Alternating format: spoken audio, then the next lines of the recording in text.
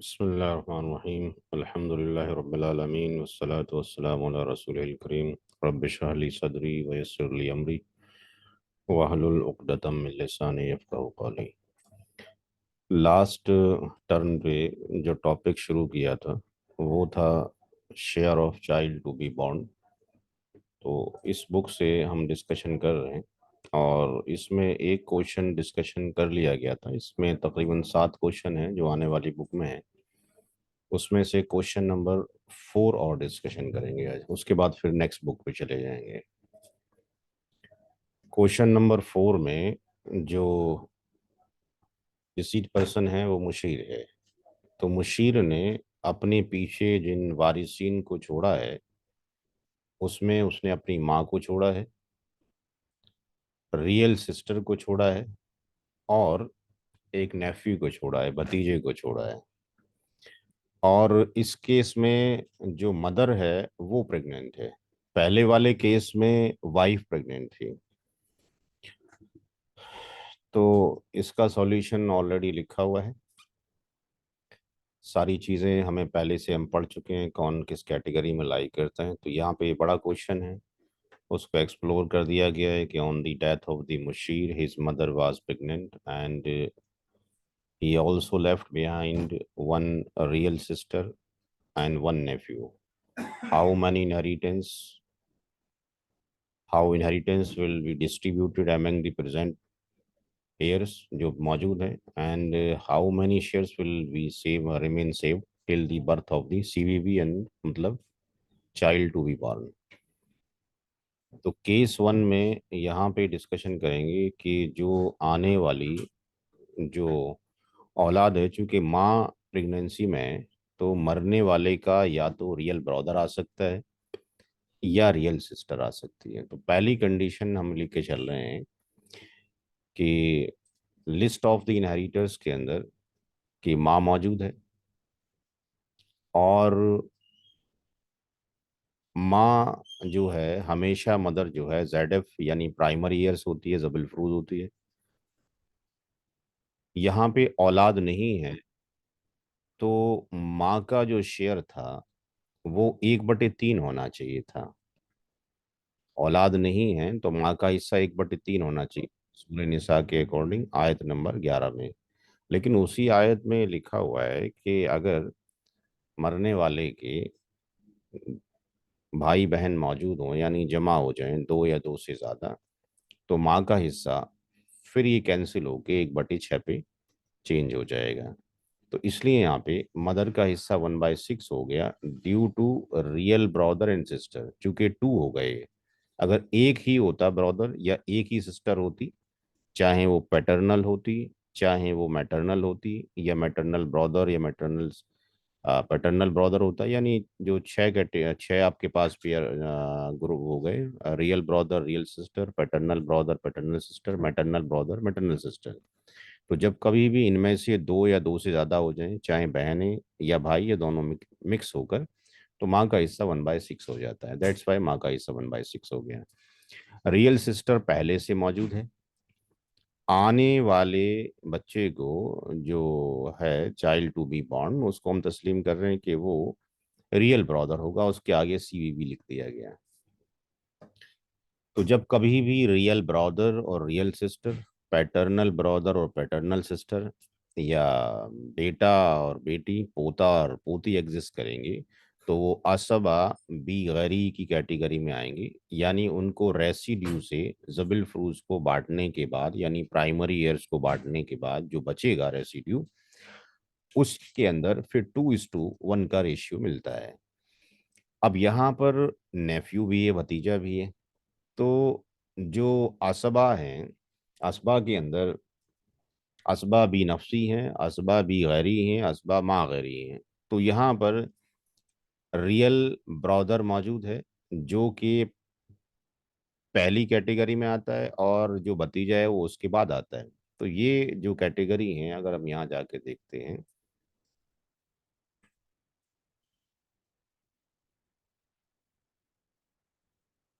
Real brother अगर अकेला होता तो वो इस कैटेगरी में एग्जिस्ट करता है,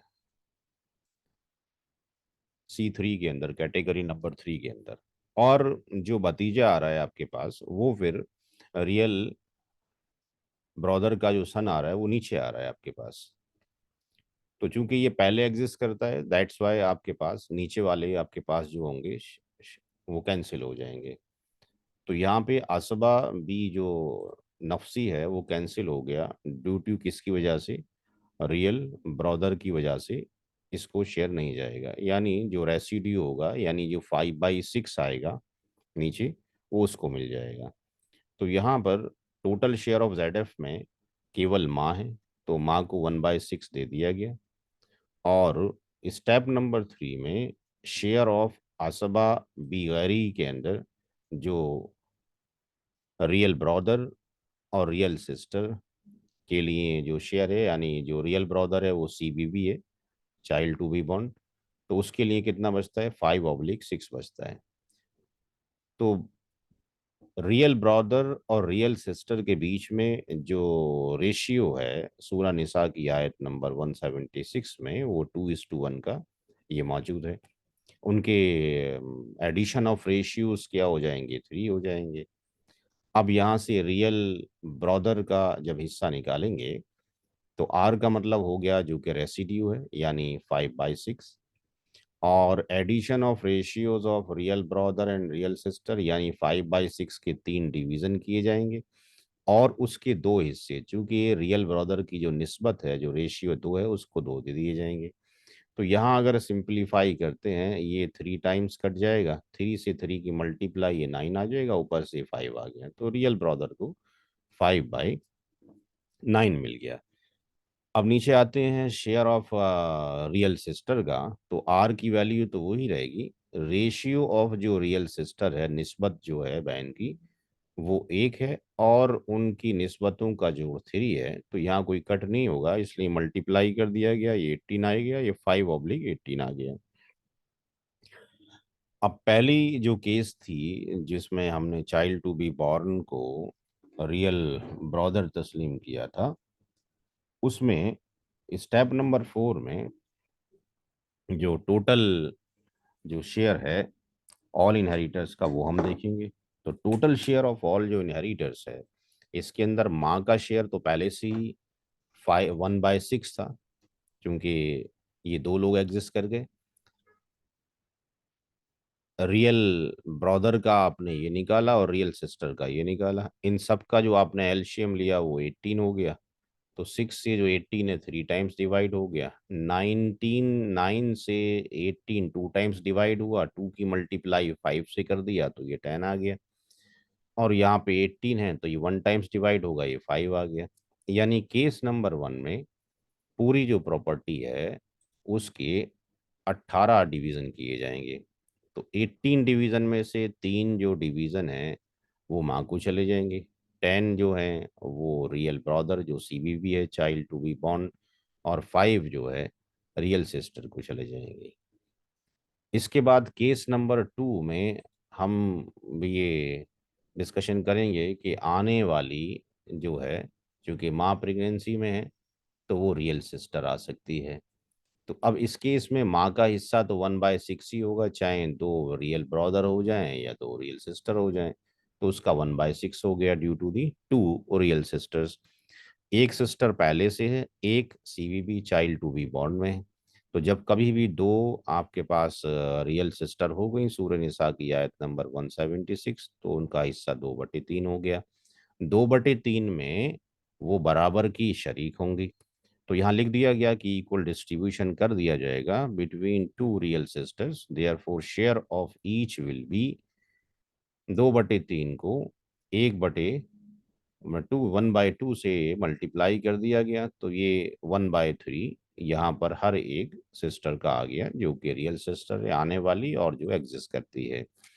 और यहाँ पर जो अब रियल सिस्टर ZF है, मदर ZF है, तो ये जो नेफ्यू है ये आसबा भी नफसी बन जाएगा, रेसिड्यू जो अमाउंट होगा वो ये ले जाएगा। पहले वाले केस में चूंकि सन आ जा वो रियल ब्रदर आ जा रहा था, दैट्स वाइज भतीजे को हिस्सा नहीं मिल रहा था। तो यहाँ पे टोटल शेयर ऑफ आपके पास ZF में माँ को 1/6 दे दिया गया, हर एक रियल सिस्टर का 1/3, एल्शियम 6 आ गया। और इसका जो फाइनल आंसर है वो 5/6 हो गया। तो इसका मतलब कुछ बचता है, तो बचता है तो किसको जाएगा, नेफ्यू को जाएगा। तो शेयर ऑफ असबा बी नफसी के अंदर यहाँ पे नेफ्यू को आर मिल जाएगा, यानी टोटल प्रॉपर्टी वन में से 5/6 को माइनस कर दिया गया, तो फाइनल आंसर ये 1/6 आ गया, जो कि रियल, जो कि नेफ्यू को जाएगा, भतीजे को जाएगा। तो यहाँ पे सबकी वैल्यू रख दी गई।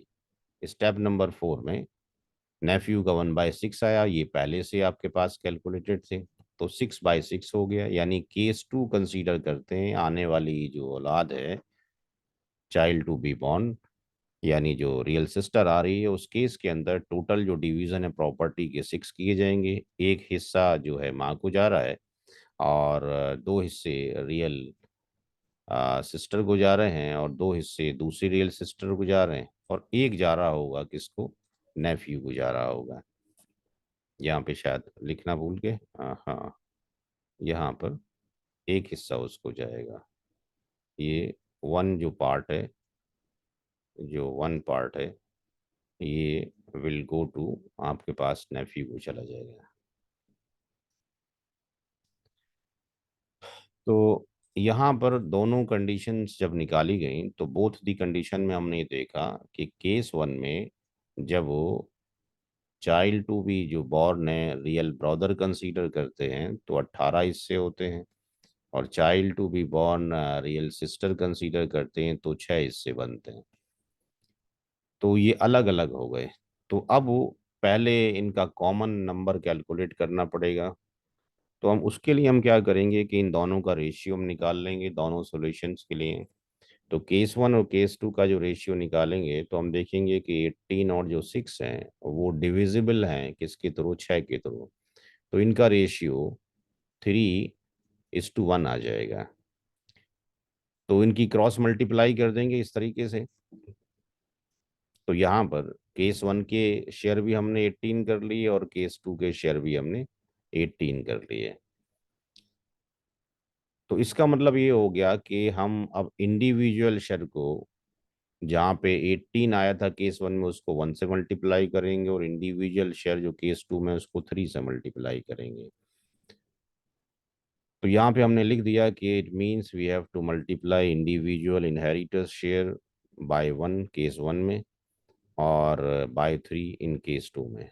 तो उसके लिए एक टेबल फॉर्म कर दी गई, और टेबल में दोनों के हिस्से लिख दिए गए कि पहले वाले केस में अगर हम देखते हैं तो माँ को 3 हिस्से थे, रियल ब्रदर को 10 थे, रियल सिस्टर को ये थे, और नेफ्यू को 0 जा रहा था क्योंकि इस ब्रदर की वजह से नहीं मिल रहा था। केस टू में माँ को 1 में हिस्सा मिल रहा है, रियल सिस्टर को 2, फिर आने वाली रियल सिस्टर को 2, और नेफ्यू को 1। तो इसमें हमने यहाँ पर टोटल जो हो रहा है वो 18 हो रहा है, यहाँ पे टोटल 6 हो रहा है। अब इन शेयर को इक्वल करने के लिए इनके रेशियो से मल्टीप्लाई कर दी गई। तो जहाँ पर 18 था उसको 1 से मल्टीप्लाई कर दिया गया, तो आफ्टर मल्टीप्लिकेशन जो है ये वैल्यू 18 है, और यहाँ पर 3 से मल्टीप्लाई किया, आफ्टर मल्टीप्लिकेशन ये 18 हो गया, तो ये दोनों इक्वल हो गए। अब ये वाले जो हैं, इन वाले वैल्यूज को हम लेंगे, इन वैल्यूज में से जो मिनिमम शेयर है वो वारिसिन को पे कर देंगे, और जो बचेगा उसको उठा के रख देंगे जब तक कि बच्चे की डिलीवरी नहीं हो जाती है। तो after the birth of the baby उसको डिस्ट्रीब्यूट किया जाएगा। तो यहाँ पे लिख दिया गया कि मिनिमम शेयर जो है मस्ट बी पेड कर देना चाहिए, जो टेबल वन के अंदर दिया गया है, और रिमेनिंग जो शेयर है वो बच्चे की जब तक कि पैदाइश नहीं हो जाती है तब तक जो है उसको सेव करके रख देना चाहिए। टेबल टू ये दिखाती है कि हमने कितना मिनिमम शेयर पेड किया है और कितना सेव कर लिया है। तो माँ का जो हिस्सा है वो 3, रियल सिस्टर का 5।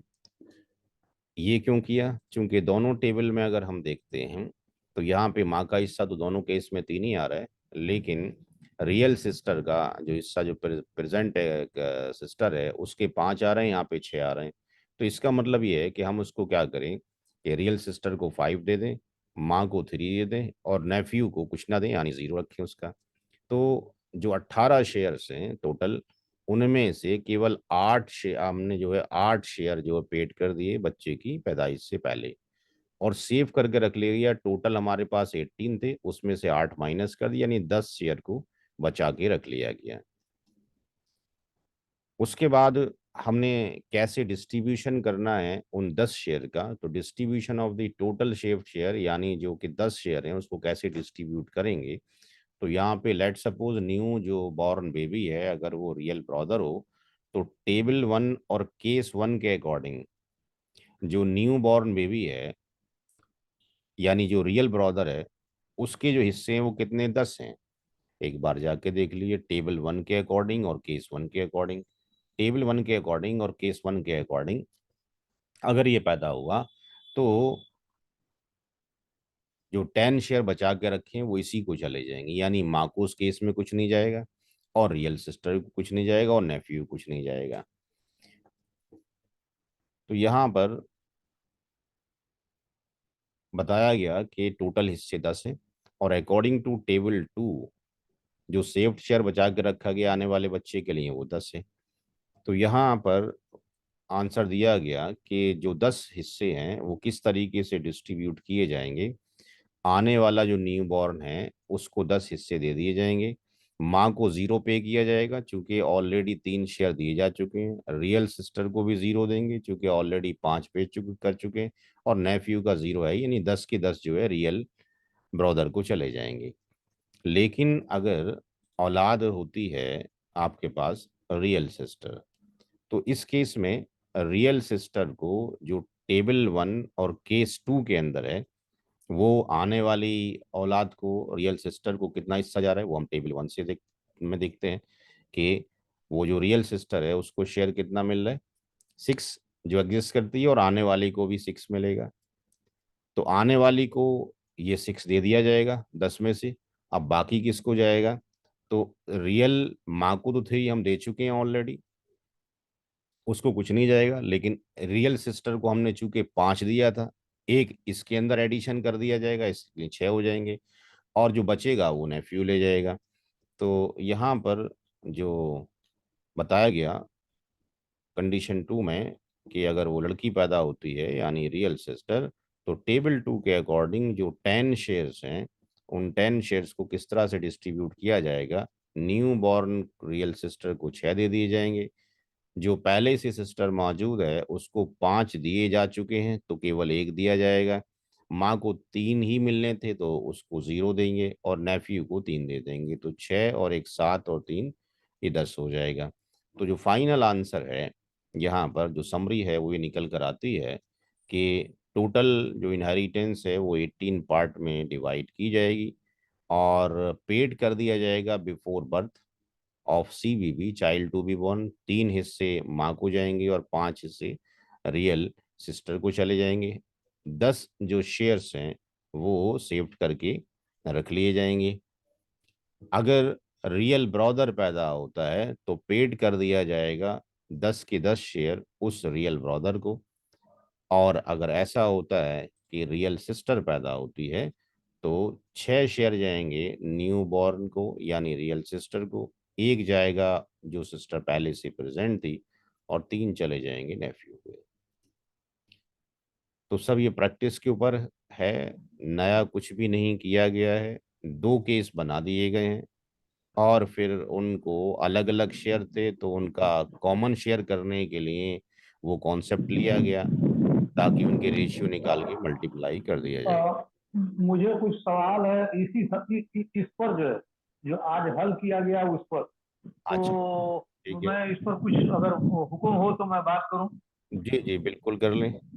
आ, आपका माइक डिस्टर्ब सवाल। हो रहा है, आपका माइक डिस्टर्ब हो रहा है, उसको जरा पहले एक जगह, अच्छा, एक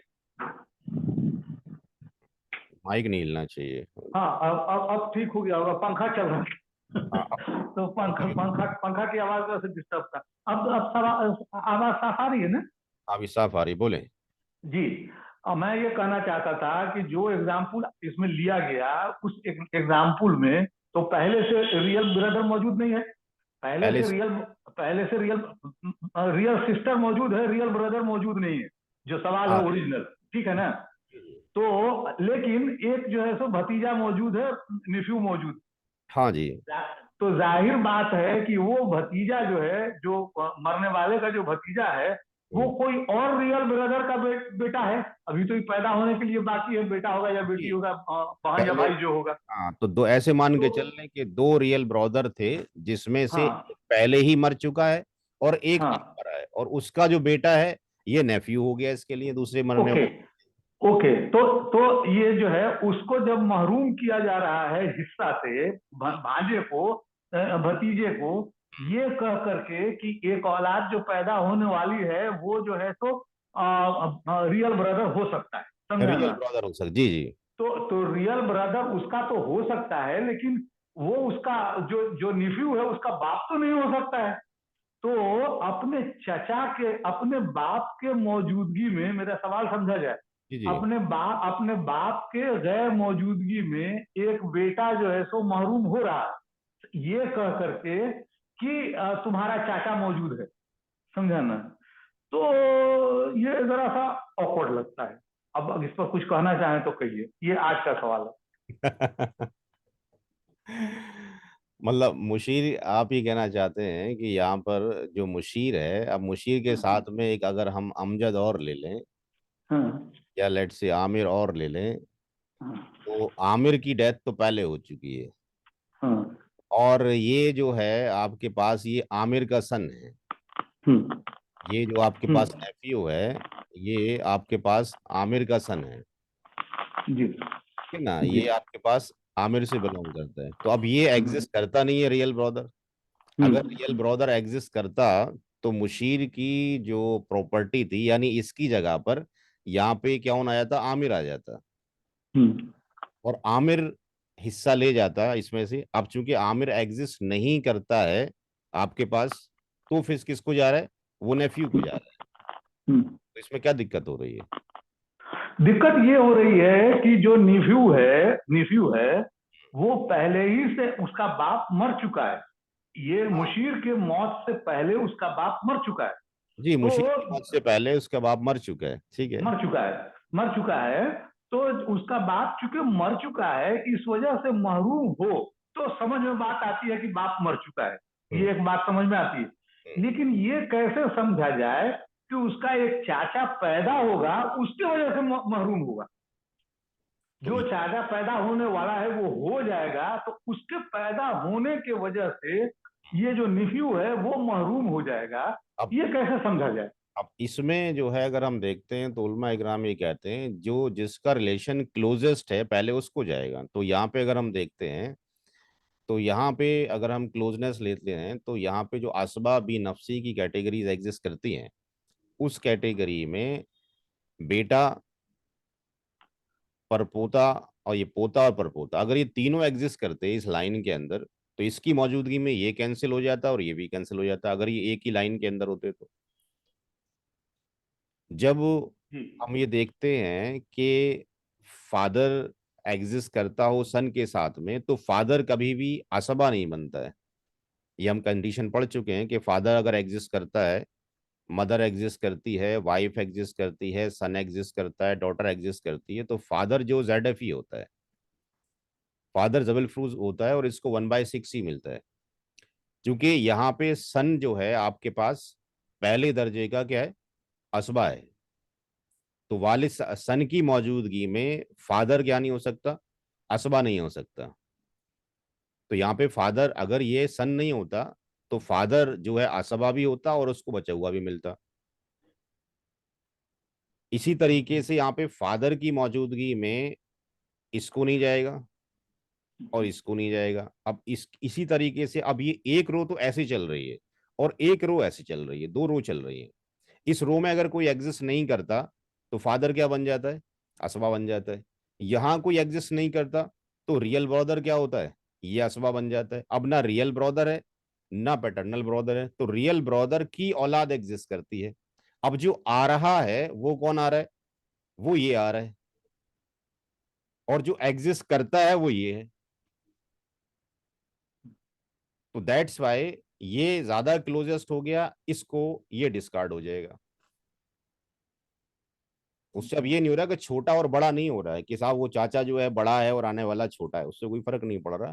फर्क ये पड़ रहा है कौन क्लोजेस्ट कंडीशंस के अंदर आपके पास आ रहा है।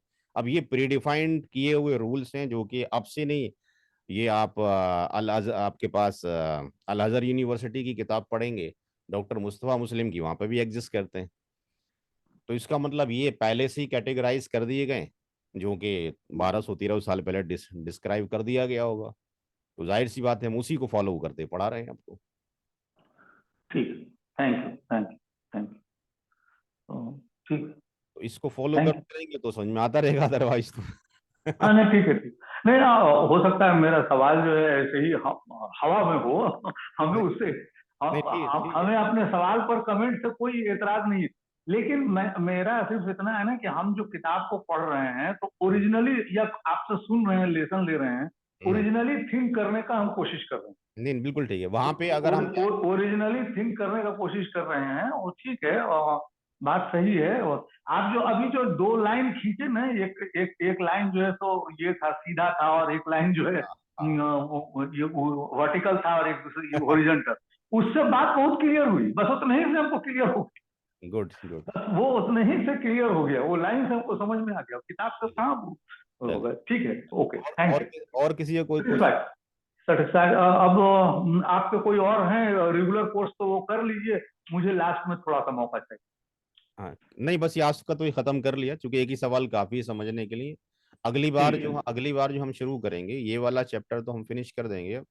अगली बार जो हम्म, लेके चलेंगे टॉपिक, वो लेके चलेंगे मुनासखा। जी। इसमें मल्टीपल डेथ है, इसमें हमने तकरीबन जो है 10 क्वेश्चंस लिए हैं। तो जी। ये हम अगले फ्राइडे में इंशाल्लाह लेके चलेंगे। एक 2 डेथ के ऊपर ले लेंगे, एक जी। 3 डेथ के ऊपर ले लेंगे, और ये है हम्म, 7 डेथ। ये हिंदुस्तान के बाहर से क्वेश्चन आया था एक। अच्छा। ठीक है ना, तो यहाँ पर ये 2 डेथ का तो आसान है, 3 का भी आसान है, 7 का टफ थोड़ा हो जाएगा। या ये ठीक है। 4 या 5 का ले लेंगे ताकि समझने में आसानी हो। तो हम्म, ये 3 सैटरडे इसमें, 3 फ्राइडे इसमें निकल जाएंगे। उसके बाद एक लास्ट में टॉपिक बचता है तखारुज का। कोई अपनी प्रॉपर्टी अपनी मर्जी से छोड़ना चाहता है, या उसने बीवी का महर नहीं दिया हुआ है, या वो वालिद साहब की कार ले लेता है और बाकी प्रॉपर्टी कहता है आपस में बांट लो, तो क्या प्रोसीजर होगा। तो इसमें हमने 4 क्वेश्चंस लिए हैं, इसमें से एक क्वेश्चन ले लेंगे। यानी आप 1 महीना और हम लोगों के साथ हैं, उसके बाद फिर कोई नया बैच शुरू होगा तो फिर जुड़ जुड़ जाइएगा साथ में। ठीक है, ठीक है, ठीक है। तो मैं अपना सवाल रखूं? हाँ रख दीजिए, मैं इसको यहाँ से स्टॉप कर